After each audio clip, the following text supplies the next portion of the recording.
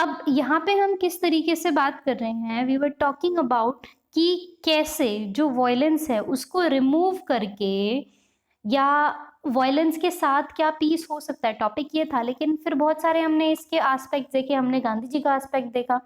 So this is not to underestimate the potential of militant but non violent form of resistance. तो जो civil disobedience था वो major mode था ऐसे struggle का, और सक्सेसफुल भी हुआ था। सिविल डिसोबीडियंस आपने किसी को मारा पीटा नहीं था, बस आपने वो चीजें नहीं मानी जो आपके हिसाब से सही नहीं थी। सो एक prominent instance being Gandhi ji's deployment of satyagraha during the Indian freedom movement. Satyagraha के ही मूवमेंट के अंदर ही आया था सिविल डिसोबीडियंस मूवमेंट, 10th की हिस्ट्री में आपने पढ़ा होगा। सो Gandhi ji took his stand on justice and appealed to the conscience of British rulers. So Gandhi ji ने क्या करा, उन्होंने स्टैंड लिया जस्टिस का और अपील किया ब्रिटिश रूलर्स को that if that did not work, he put moral and political pressure on them by launching a mass movement involving open but non-violent breaking of unjust laws. तो गांधी जी ने पहले तो समझाने की कोशिश करी कि भाई ब्रिटिशर्स देखो, भाई मान जाते हो तो सही है, नहीं मानते हो तो मैं एक मास मूवमेंट कर दूंगा। और वो जो मास मूवमेंट होगा, ऐसा नहीं है कि मैं उसमें कोई वायलेंस करूंगा, नहीं, लेकिन जो अनजस्ट लॉज होंगे हम उसे नहीं मानेंगे। सो ड्रॉइंग इंस्पिरेशन फ्रॉम हिम, जो मार्टिन लूथर किंग थे, उन्होंने भी सेम या सिमिलर बैटल किया था 1960s में against anti black racial discrimination. कहाँ पे हुआ था? यूएस में। बहुत ही फेमस नाम है ये मार्टिन लूथर किंग का, इन्होंने बहुत ही बढ़िया काम किया ब्लैक राइट्स के ऊपर। इनकी कई सारी अच्छी अच्छी मूवीज भी हैं, तो आप देख सकते हैं चाहे तो।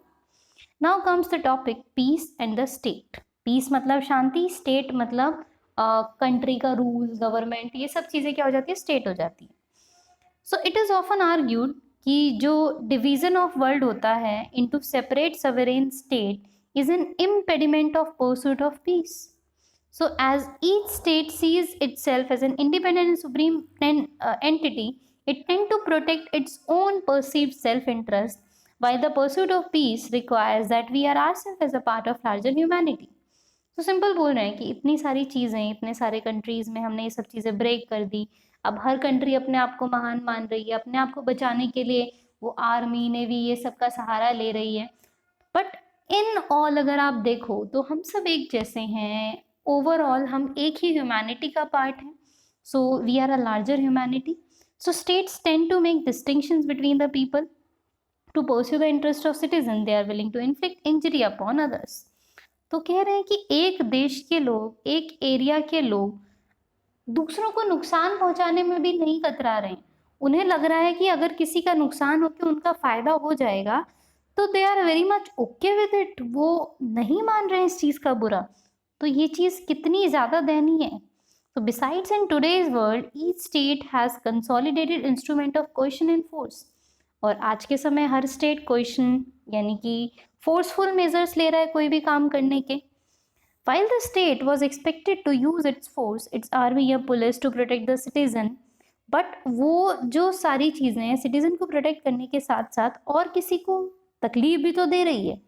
भाई अब इसमें हम अपने विचार नहीं घुसा सकते, इमोशनल होने की ज़रूरत नहीं है कि कोई हमारे साथ बुरा करेगा तो हम भी उसका बुरा करेंगे, आँख के बदले आँख ले लेंगे। नहीं नहीं नहीं, आप पढ़ रहे हो, आप तो उस हिसाब से समझो लोगों का थॉट क्या है।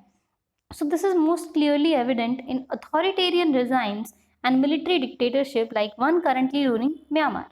अब देखो, जैसे मान लो आर्मी को हमने बोला, ऑर्डर दे दिया, अब आर्मी के पास बहुत पावर है, आर्मी इज़ वेरी स्ट्रांग, वो उनके पास पैसा है, उनके पास मसल है, काफ़ी सारी चीज़ें।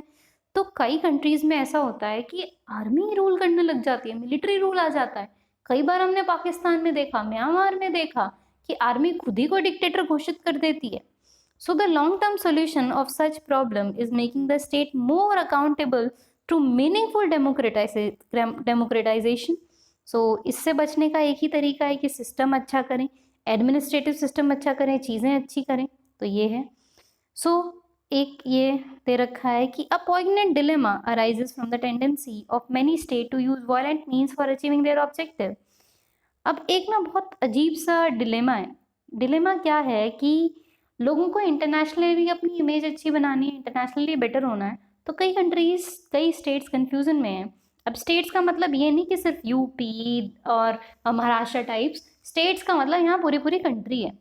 तो वो चाहते हैं कि इंटरनेशनल एरिना में वो कुछ फेमस हो, स्पेशली फॉर कैप्चरिंग टेरिटरी। कि भाई उन्होंने अगर कोई बड़ी टेरिटरी कैप्चर कर ली तो उनका कितना नाम हो जाएगा, नेचुरल रिसोर्सेज ले लिए तो कितना नाम हो जाएगा, और ऐसा कुछ बड़ा काम कर दिया तो कितना ही नाम हो जाएगा, ऐसा कुछ करके वो सोचते हैं।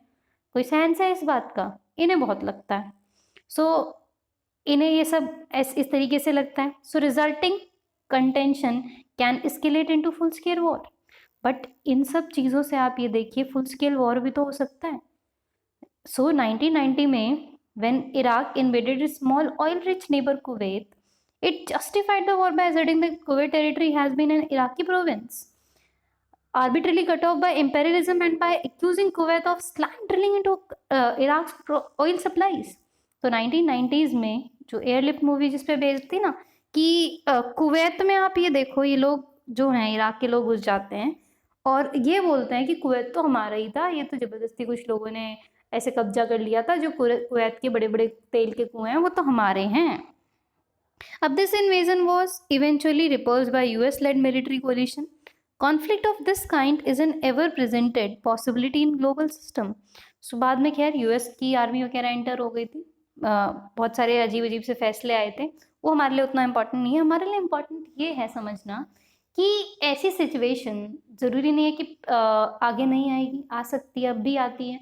तो इन सब का कारण क्या है कि हर कंट्री अपने आप को एक प्रॉफिटेबल पोजीशन में देखना चाहती है। भाई अगर इराक ने कुवैत पे कब्जा कर लिया होता तो लोगों को तो लगता ही ना भाई कि हाँ भाई ऐसा कंट्री है उसने इस तरीके से कब्जा कर लिया, कुछ तो जानकारी रखता ही होगा। तो ये सारी चीज़ें वो भी सोचते हैं। सो अब यहाँ पे हम क्या देख रहे थे कि किस तरीके से एक मीनिंगफुल डेमोक्रेटाइजेशन होना चाहिए ताकि ताकि ताकि मिलिट्री डिक्टेटरशिप वगैरह ये सब ना आए। So this is the route taken by post apartheid regime in South Africa, which is one of the prominent political success stories of recent years. Struggle of democracy and human right is now closely linked to safeguarding of peace. So simply इसका latest example, latest क्या अब तो बहुत पुराना हो गया, लेकिन फिर भी अफ्रीका में हमने देखा बहुत पीसफुली सब चीज़ें करने की कोशिश की गई। पीसफुली में भी बहुत डेथ्स होती हैं लेकिन comparatively it was okay. So struggling जो है डेमोक्रेसी का, ह्यूमन राइट्स का, वो आजकल बहुत ज़्यादा रिलेटेड है किससे? पीस को सेफगार्ड करना, शांति को बचाए रखना, शांति का दान देना, ये सारी चीज़ें। Now the topic is different approaches to the pursuit of peace. Peace कैसे पा सकते हैं, इसके बड़े सारे अप्रोचेस हैं, but we will cover it in our next video. So thank you so much. I will meet you all in my next video. Thank you.